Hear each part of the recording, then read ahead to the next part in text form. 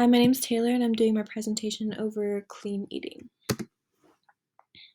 Most of you have heard of the fad diets like keto, military diet, food combining, intermittent fasting, all those trendy diets, and they tend to focus on macros of food, calories, carbs, fats, proteins. But what if the real issue wasn't the calories of food, but their chemical makeup? I'm sure when you think of your food, you don't think you're putting chemicals in your body, but I suggest you read the ingredient list on the foods you consume. Potassium bromate, high fructose corn syrup, sodium benzoate, and benzoic acid are all examples of food additives, not to mention the long list that I couldn't pronounce. If I can't pronounce it, why should I be putting it in my body? In America, we heavily prioritize convenience. What can we do to do the least amount of work at the lowest cost? And in ways, this can be good, but it's devastating when it comes to our health. Heart disease is the leading cause of death in the United States. You know what causes that? High cholesterol, high blood pressure. And you know what causes that? High sodium diets and lack of exercise. Something that unfortunately is common in the US. And why is this? The US makes eating junk foods so much more affordable and accessible than whole organic foods. It is more expensive to buy fruits and veggies than it is for chips, soda, and candy. It is significantly cheaper to buy things such as burgers, fried chicken, nachos, etc., than it is to buy a salad or sandwich that actually has fresh meat and veggies on it. Whole organic foods that are advertised as better for you are always way more expensive than junk food. So why wouldn't Americans rely on fast food, snacks, and soda and all that stuff? It's cheap, accessible, and convenient. The problem isn't with what our food is, but what's added to it. Take McDonald's, for example. They're known for the filler in their meat. Taco Bell cannot claim their beef as beef. They are not allowed to say beef on the menu legally because their beef doesn't contain enough beef to be considered beef. So just think about that. My friend went to Italy and she's lactose intolerant and allergic to gluten. What did she eat in Italy? Cheese, bread, all the gluten and lactose she wanted.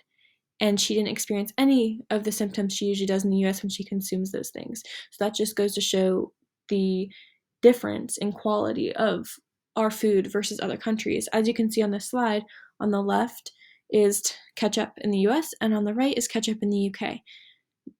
Notice the first ingredient, tomato concentrate in the US, whereas in the UK, the first ingredient is actual tomatoes. Ours has high fructose corn syrup. The UK's does not. High fructose corn syrup is horrible for you, and it's in almost every single bottled, bagged food you can find in the grocery store. On the right, same thing.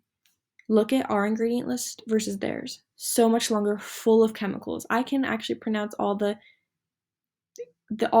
ingredients in the UK's version of Mountain Dew. However, look at ours. Yellow 5, urthorbic acid. What is that?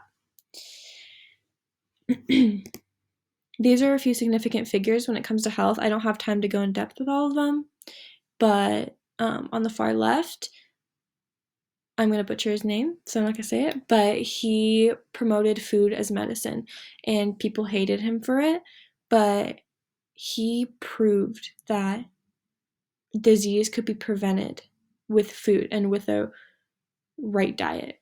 And the two doctors on the right, still to this day, promote food as medicine. And I really highly suggest that you look into them and their studies because they have a lot of fascinating information about food and medicine. There are so many foods that have proven to fight cancer. Look it up. There are countless stories of people who were diagnosed with cancer, completely changed their diet and refused chemo, and ended up cancer-free. And it's not just one person, it's multiple. People who had unidentifiable illnesses completely changed their diet, it's gone. Not to say that this is for every single person, but I think instead of turning to vaccines and Western medicine so quickly, we should consider our diets and consider cancer-fighting foods and food that have nutritious value and try to heal ourselves naturally. Because all these chemicals we're putting in our body are naturally going to have an effect.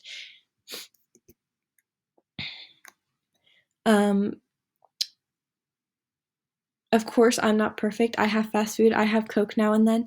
But I just think we should be more aware of what's in our food because I feel like it's just not talked about enough. Thank you.